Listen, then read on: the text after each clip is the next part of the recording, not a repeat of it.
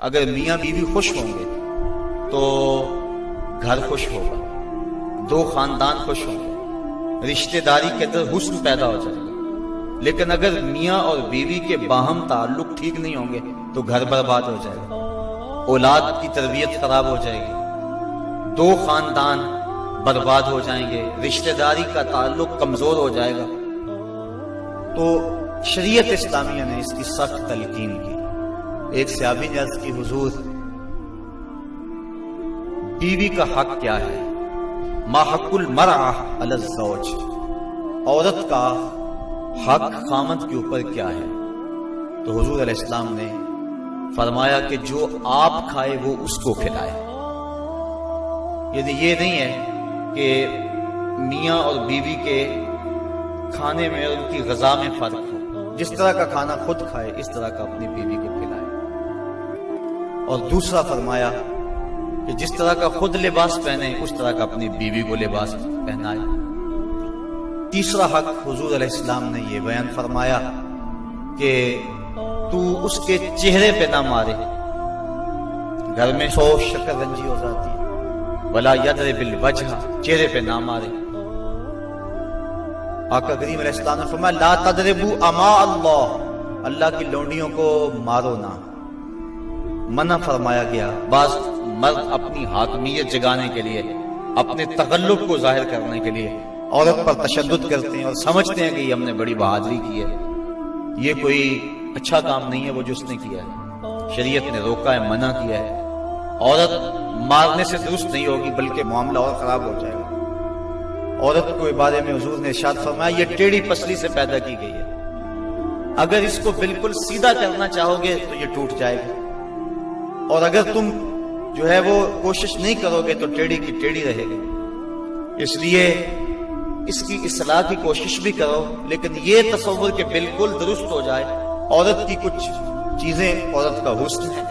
अल्लाह ताला ने कुरान मजीद के अंदर इरशाद फरमाया कि वो लोग जो मुहसन और गाफिल औरतों के ऊपर तोहमत लगाते हैं, तो मुहसनातुल गाफिलात, अल्लाह ताला जल्ला शानहू ने ये औरत का हुस्न शुमार किया है, औरत की खूबी बयान फरमाई है, गाफिल होना।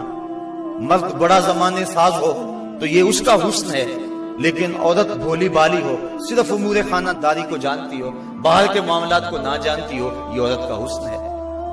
तो ये लाजमी नहीं है कि औरत भी मर्द की तरह तेज हो। आज जिस मुआशरे में हम जी रहे हैं, आज औरत को मर्दों के मुकाबले खड़ा कर दिया गया और वो घर के काम को बोझ समझती है। होटल के अंदर कितने कितने लोगों को खाना खिला रही है, घर में कहते हैं मेरे साथ जुल्म हो रहा है। एयर होस्टेस भर्ती हो गई है तो 400 जो है वो मुसाफिरों को जो है वो पानी पेश कर रही है, और कितने लोगों की भूखी नजरों का शिकार हो रही है। हर कोई अपनी ख्वाहिश के मुताबिक उससे बात कर रहा है, तो वो इतने लोगों की खिदमत कर रही है, ये जुल्म नहीं है। और घर में 10 बच्चों का खाना पकाए और अपने खामद के बाप का और उसकी माँ का खाना पकाए और उनकी खिदमत करे, तो सारे चीख उठते हैं ये जुल्म हो गया। उधर 300 और 400 लोगों की खिदमत कर रही है, ये अजीब सा माहौल है। तो औरत की कुछ चीजें जो हैं वो उसका हुस्न है, और वही उसकी जिंदगी का निखार है, और वही उसकी खूबी है। तो अल्लाह ताला ने कुरान मजीद के अंदर गाफिलात का लफ्ज औरत की खूबियों को शुमार करते हुए बयान फरमाया। मर्द समझते हैं कि हम मर्द हैं और हमें औरतों के साथ बिल्कुल सीरियस रहना चाहिए, उनके साथ कोई मजाक नहीं करना चाहिए, जबकि मजाक फरमाना चाहिए। औरतों के साथ हुजूर ने फरमाया है, हजरत आयशा सिद्दीक़ा रज़ियल्लाहु ताला अन्हा और हुजूर जा रहे थे किसी सफर पे। हुजूर की आदत ये थी जब काफिले में होते, सफर करते तो सबसे पीछे होते। तो काफिला थोड़ा सा आगे चला गया तो हुजूर ने फरमाया आयशा दौड़ ना लगाएं। अर्ज की हाँ ठीक है।